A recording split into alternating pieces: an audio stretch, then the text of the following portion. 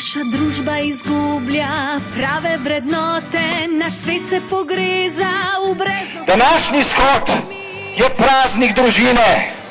Družina je naš pristan. Družina je vir naše sreče. Otroci so naše upanje.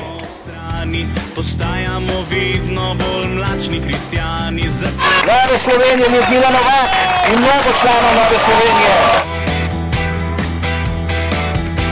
Stopimo iz tišine, iz duhovne bede, Sveti Duh naj vodi naše misli in besede. Danes smo prišli tudi iz Štajerskega in Ptujskega konca, zato ker zagovarjamo družino.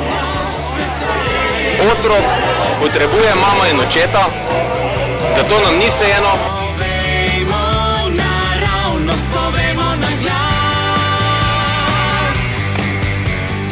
Jezus nas kliče, bodi. Ja, torej današnji shod v podporo družine je prav gotovo znamenje demokracije v Sloveniji. Ljudje smo prišli sem zato, da se zavzamemo za družino, da smo solidarni z vsemi tistimi, ki se zavzemajo za pravico vsakega otroka do očeta in matere. Obenem pa seveda je takšen shod gotovo tudi zelo lepa priložnost, da preživimo eno uro skupaj in da tudi našim politikom, zlasti tisti, ki se zavzemajo za družino, izkažemo svojo podporo. Ljubezen spreminjamo v filozofijo, spregledamo splav in evtanazijo. Je to res svoboda življenja? Z veseljem sem se udeležil tega srečanja, tega zborovanja, da podpremo družino, ker družina je vendar temelj vsake družbe.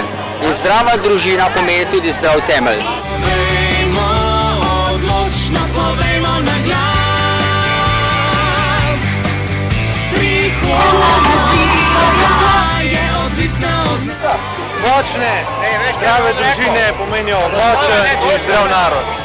Naravnost povejmo na glas. Jezus nas kliče, bodimo njegove priče. Premagajmo strah in sprožimo plas, naj ne bo nam vseeno, molk je poraz.